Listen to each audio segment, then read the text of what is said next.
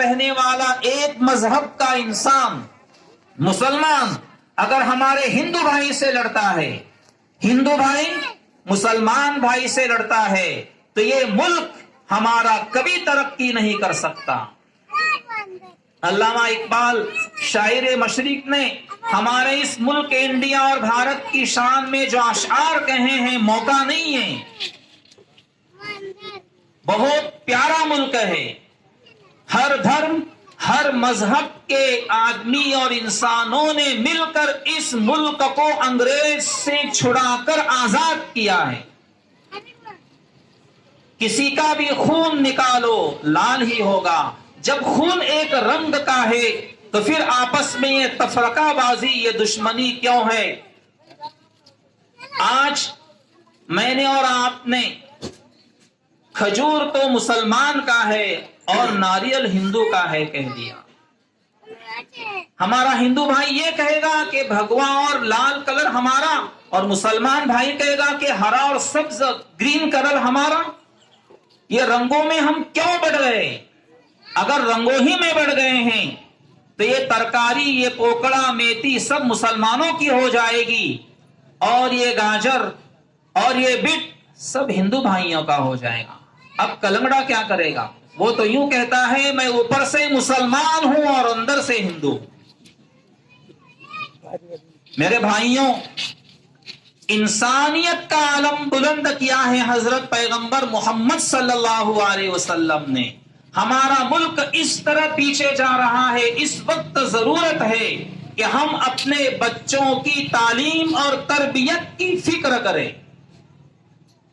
اگر ہمارا بچہ اسکول جا رہا ہے، کالج جا رہا ہے، اور ہمارے ان بچوں کے ماں باپ، پالک، گارجین ان کو اسکول کالج بھیج رہے ہیں اور مکتب نہیں بھیج رہے ہیں، تو میں یوں کہتا ہوں وہ خود بھی جہنم میں جانے کے مستحق بن رہے ہیں، اپنے بچوں کو بھی جہنم کی تعلیم دے رہے ہیں۔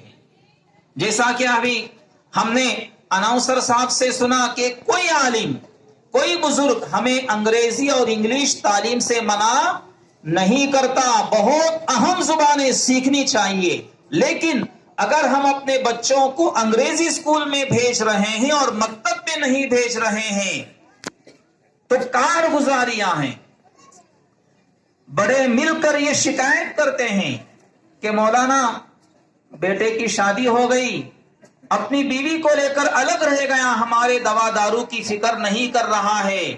جب ان کی کارگزاری لی جاتی ہے تو پتہ یہ چلتا ہے کہ انہی ماں باپ نے اپنے بچوں کو انگریزی تعلیم دلائی اور مکتب کا منہ تک نہیں دکھایا۔ خود ہم اپنے بچوں کو بگاڑ رہے ہیں۔ ہمارے اس پورے ہیرلے بستی میں جتنے مکانات اور گھر ہیں، ہر گھر کا ہر بچہ ہمارے مکتب میں آ کر تعلیم کرنے والا بن جائے، انشاءاللہ اس تعلیم کے ذریعے ہمارا ایمان مضبوط ہوگا، ہمارا ملک انڈیا اور بھارت مضبوط ہوگا۔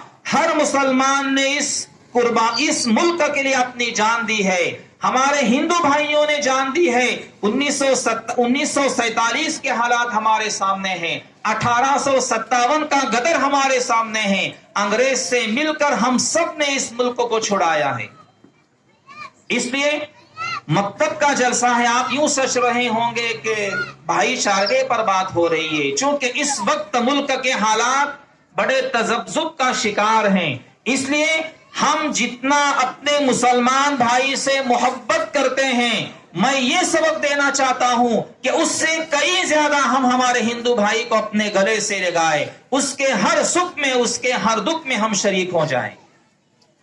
شیطان ہمیں بڑا دھوکہ دے رہا ہے، شیطان کس طرح ہمیں بہکاتا ہے ہم پہچان نہیں سکتے۔ قرآن کو دور کر دیا۔ پہلے کے حالات وہ تھے کہ کسی مسلمان کے گھر کے سامنے سے گزرنا ہوتا تو بڑے یوں کہتے ہیں کہ ہمیں سورہ یاسین کی آواز آتی، رات کو مغرب کے بعد، عشاء کے بعد کسی مسلمان محلے سے ہم گزرتے تو ہمیں سورہ ملک کی آواز آتی، سورہ تبارک اللہ کی لرزی کی آواز آتی، اور آج اگر کسی مسلمان کے گھر کے سامنے گزرتے ہیں تو میوزک کی آواز آتی ہے، مووی چل رہی ہے، نہ جانے کیا کیا سنگیتیں سنائے جا رہی ہیں، اور شکایتیں کرتے ہیں کہ مولانا دعا کیجئے، گھر میں برکت نہیں ہے، بیٹے بات نہیں مان رہے ہیں، بیٹیاں ہاتھ سے نکل رہی ہیں اور نہ جانے کیا کیا شکایتیں کرتے ہیں۔ میرے عزیز ساتھی اور بزرگوں، خصوصاً میں میری ماں اور بہنوں سے درخواست کروں گا کہ ہم قرآن سے اپنا رشتہ مضبوط کر لیں۔ ہمارا اٹھنا، ہمارا سونا، ہماری صبح، ہماری شام یہ قرآن کریم ہی سے ہونا چاہیے۔ جس گھر میں سورہ بقرہ کی تلاوت کی جاتی ہے، نبی کریم صلی اللہ علیہ وسلم نے فرمایا کہ شیاطین وہاں سے بھاگ جاتے ہیں۔ علماء کرام نے اس حدیث کی روشنی میں مسئلہ لکھ دیا ہے کہ اس گھر میں برکتیں آتی ہیں۔ صبح کو یاسین پڑھ لی جائے، شام کو یاسین پڑھ لی جائے، 4 کل ہے، آیت الکرسی ہے۔ ہماری مائیں یہ شکایتیں کرتی ہیں کہ بچہ رو رہا ہے، دودھ پیچا 6-7 مہینے کا بچہ ہے، 60-1.5 سال کا بچہ ہے، پوری رات آدھے گھنٹے میں 15 منٹ میں روتا ہے، بڑے سے بڑے اسپیشلسٹ ڈاکٹر کو دکھا لیا لیکن کوئی فائدہ نہیں۔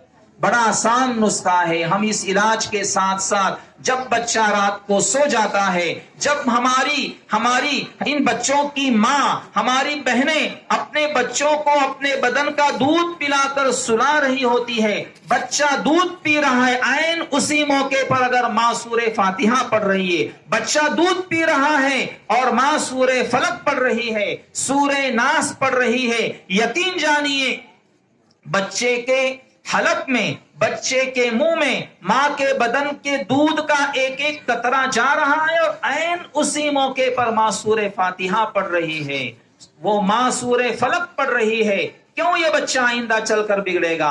یہ بچہ آئندہ چل کر اپنے اس ماں کی، اپنے باپ کی فرما برداری کرے گا۔ مائیں اور بہنیں ناراض نہ ہوں، آج ہماری گھر کی مستورات کچھ ایسی ہیں کہ بچہ دودھ پی رہا ہے اور اس بچے کی ماں ٹی وی دیکھ رہی ہے، ٹی وی کے حیاسوز مناظر دیکھ رہی ہے۔ جب یہ بچہ اپنی ماں کے بدن کا دودھ پی رہا ہے، اس وقت ماں کے آنکھوں کے سامنے ٹی وی ہے، اس ماں کے ذہنوں میں ٹی وی کے مناظر ہے، اور وہ دودھ کا قطرہ اگر بچے کے حلق کے اندر جا رہا ہے، یہ بچہ بھی پیدا ہو کر بڑا ہو کر ماں باپ کا نافرمان بنے گا اور گناہ میں ملوث ہو جائے گا۔ اس لیے بڑی خطرے کی بات ہے، یہ کسی کو نہیں بلکہ ہر ایک کے لیے سبق کی بات ہے۔ اس لیے آج کی اس پربہار مجلس سے آئی ہوئی ہماری مستورات یہ درس لے کر جائے، یہ سبق لے کر جائے کہ جب بھی ہم اپنے دودھ پیتے بچے کو دودھ پلائیں گے، اس سے پہلے ہم وضو کریں گے، وضو کر کے ہم اپنے بچے کو دودھ پلائیں گے۔ جب بچہ ماں کے بدن کا دودھ پی رہا ہوگا، عین اسی موقع پر ہماری یہ بچے کی ماں، ہماری بہنیں سورہ فاتحہ، سورہ فلق، سورہ ناس یا قرآن کریم کا جو حصہ آتا ہے اس آیت کو، اس سورت کو پڑھتے پڑھتے دودھ پلائیں گے۔ یقین جانیے یہ بچے آئندہ چل کر بنیں گے، ماں باپ کا ادب کریں گے۔ قرآن کریم سے رشتہ ختم ہو گیا، مسلمان کو اللہ نے ذلیل کر دیا۔ حالات بدل سکتے ہیں، کوئی حکومت اور کوئی کچھ نہیں بگاڑ سکتی، اس لیے کہ ہمارے اعمال بگڑے ہوئے۔ اللہ نے قرآن میں فرمایا ظہر الفساد فی البر والبحر بما کسبت ایدی الناس، خدا نے آج تک اس قوم کی حالت نہیں بدلی جسے خود اپنی حالت کے بدلنے کا خیال نہ ہو۔ ہر سال ہزاروں اور لاکھوں اور کروڑوں حاجی اور عمرہ کرنے والے خانہ کعبہ کا پردہ پکڑ کر دعائیں کرتے ہیں، لیکن پھر بھی ہمارے حالات نہیں بدل رہے ہیں۔ جب گناہ نہیں چھوٹ رہے ہیں، جب رات کے اندھیروں میں ہمارا نوجوان موبائل پر نہ جانے کیا کیا گناہ کر رہا ہے، اس طرح اگر ہماری راتیں گزرے گی تو کس طرح ایک انسان بدل سکتا ہے۔ اس لیے ضرورت ہے اس بات کی، جب ہم صبح اٹھے قرآن کریم ہم پڑھے، رات کو سو رہے ہیں قرآن کریم پڑھے۔ آج قرآن کریم کے ساتھ ہمارا تعلق کس طرح ہے؟ ایک اللہ والے نے کیا ہی خوب فرمایا، اللہ نے قرآن کریم زندوں کے لیے نازل فرمایا ہے جو زندہ ہیں، لیکن قرآن کریم کے ساتھ ہم نے مردے والا رشتہ بنا لیا۔ جب اللہ نہ کرے کسی کے گھر میت ہوتی ہے تو اس الماری کے اندر کا یا لیفٹ کے اوپر جو قرآن کریم رکھا ہوا ہے، پتہ نہیں 1 سال ہو گیا، 6-7 مہینے ہو گئے، 2-4 سال ہو گئے، اس قرآن کو ہم نے چھوا تک نہیں. جب انتقال ہو گیا گھر میں تو اس قرآن کو نکالا, اس قرآن پر دھول بیٹھی تھی اس کو صاف کر کے آپ پڑھ رہے ہیں. اور اگر گھر میں پڑھنا ہی نہیں آتا تو کسی عالم صاحب کو, کسی حافظ صاحب کو بلاتے ہیں اور کہتے ہیں کہ مولانا قرآن پڑھیے اور ہمارے اس میت کے لیے دعائیں ایصال ثواب کیجیے. میری مائیں بہنیں, میرے بھائیوں, ہم ضرور یہ کان کھول کر سن لے, قرآن کریم کسی حافظ کے لیے نازل ہوا ہے؟ قرآن کریم کسی عالم کے گھر کی جاگیر ہے؟ قرآن کریم ہر انسان کے درد کی دوا ہے. قرآن کریم ہر انسان کے درد کی دوا ہے. بڑی خوشی ہوئی اب یہ کارگزاری سن کر اخیر میں کہ جس طرح ہمارے اس مکتب میں چھوٹے بچوں کے مکتب اور چھوٹے بچوں کے قرآن کریم کا سلسلہ چل رہا ہے. الحمدللہ بڑی عمر کے ہمارے نوجوان ہیں, ہمارے بزرگ ہیں, یہ بھی عشاء کی نماز کے بعد یا جو بھی وقت متعین ہوگا ہم آ کر قرآن کریم پڑھیں. اگر ہمارے کوئی 60 سال کے بزرگ ہیں, 70-80 سال عمر ہوئی, پہلے ماحول نہیں تھا, اتنی دینداری نہیں تھی, دعوت کی محنت اتنی عام نہیں تھی, مدارس جگہ جگہ نہیں تھے, خود ہمارے ماں باپ کو پتا نہیں تھا, انہوں نے ہماری فکر نہیں کی, اللہ ان کی مغفرت فرمائے. اب میری عمر 60 ہو گئی, 70-80 ہو گئی, میں کیسے قرآن کریم پڑھ سکتا ہوں؟ یہ ہم اپنے دل میں ہرگز نہ لائے. ہمارے یہاں موقع ہے, پڑھانے والے موجود ہیں, ہم آج ہی مل کر ہمارے علماء سے کہے ٹھیک ہے اپنے یہاں یہ سلسلہ چل رہا ہے, میں ضرور آؤں گا پڑھنے کے لیے. 15 منٹ روزانہ خرچ کرے, آدھا گھنٹہ, 5-10 منٹ. اگر کوئی بزرگ, کوئی بوڑھے میاں جن کو الف بھی نہیں آتا, اگر انہوں نے الف با تا سیکھنا شروع کر دیا, پورا قرآن کریم چھوڑ دیجئے, نورانی قاعدہ بھی پورا نہیں ہوا اور اللہ نے انہیں بلا لیا, موت کا فرشتہ آیا, نورانی قاعدہ بھی پورا نہیں ہوا تھا, لیکن قرآن کریم سیکھنے کی نیت تھی. اللہ رب العزت انشاءاللہ میدان حشر میں جب سب کا حساب کتاب ہوگا, علماء اور حفاظ کے ساتھ اس بوڑھے میاں کا حشر ہوگا, نیت کے بل بوتے پر سب کچھ ملے گا. میں اخیر کے 5-7 منٹ میں میری ماں اور بہنوں سے ایک درخواست یہ کرنا چاہوں گا کہ ہمارے چھوٹے بچے اسکول جاتے ہیں, اسکول جانے سے پہلے ہم اپنے بچوں کو نہلاتے ہیں, دھلاتے ہیں, مائیں ہمارے بچوں کو پاؤڈر لگاتی ہے, کالا ٹیکا لگاتی ہے, وقت پر ہمارا بچہ اسکول جاتا ہے. جب اسکول کی رکشہ آتی ہے, بس آتی ہے, تو اس بس اور رکشہ کے آنے سے پہلے ہم اپنے بچوں کو ریڈی اور تیار رکھتے ہیں. جبکہ ہمارا بچہ اسکول کے حوالے کتنے گھنٹے ہوتا ہے؟ 11 سے 5 بجے تک اسکول ہے تو 6 گھنٹے. ٹیوشن کے لیے بچہ جاتا ہے 2 گھنٹے. دنیا کی تعلیم کے لیے 7-8 گھنٹے خرچ کرتے ہیں.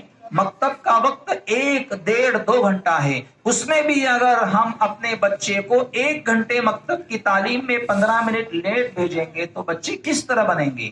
مکتب کی تعلیم صرف پڑھانے والے کی فکر سے ترقی نہیں ہوگی, صرف بچے فکر کریں گے نہیں. اگر ہمارے بچے قرآن کریم مکمل کرنا ہم چاہتے ہیں تو پڑھانے والے کی, پڑھنے والے کی, ان بچوں کے ماں باپ کی اور مسجد وار جماعت کی, مسجد کے ٹرسٹ کی اور پورے گاؤں کے ہر مسلمان کی فکر ہوگی تو انشاءاللہ ہمارے بچے آج کے بچے ہیں, مستقبل کے مولانا حسین احمد مدنی ہیں, مولانا الیاس ہے, علامہ کشمیری ہیں, اور ہماری یہ بچیاں خدیجۃ الکبریٰ ہے, ماں عائشہ ہے, اور بیٹی فاطمہ, زینب ہے, اور رابعہ بصریہ ہیں. چونکہ قیامت تک علماء کرام رہیں گے, اللہ والے رہیں گے, انشاءاللہ یہ بچے ضرور ہمارے مستقبل میں چمکیں گے, ضرور چمکیں گے. آج کا ماحول بڑا خطرناک ہے. جب تک بچہ ہماری آنکھوں کے سامنے ہے وہ گناہوں سے بچا ہوا ہے, ہماری نظروں سے اوجھل ہو جاتا ہے, پتہ نہیں کس ماحول میں وہ جی رہا ہے, کن دوستوں کے ساتھ گھوم رہا ہے. موبائل سے ہم ہمارے بچوں کو بچانے کی فکر کریں. بہت بڑی وبا موبائل کی بچوں کو لگ گئی ہے. ہمارے نوجوان جو بیٹھے ہوئے ہیں, جو سن رہے ہیں, 2 رکعت صلاۃ الحاجت, 2 رکعت صلاۃ التوبہ پڑھے, استغفار کرے, یا اللہ موبائل پر میں نے بہت ساری راتیں برباد کی, آج سے اے اللہ میں سچی پکی توبہ کرتا ہوں کہ موبائل کا صحیح استعمال کروں گا، نماز کی پابندی کروں گا، ماں باپ کی فرما برداری کروں گا۔ ہمارا 18 20 22 سال کا نوجوان اپنے دوستوں کے ساتھ رات کو گھوم رہا ہے، پان تمباکو کھا رہا ہے، نہ جانے کون سا نشہ کر رہا ہے، اور رات کو 12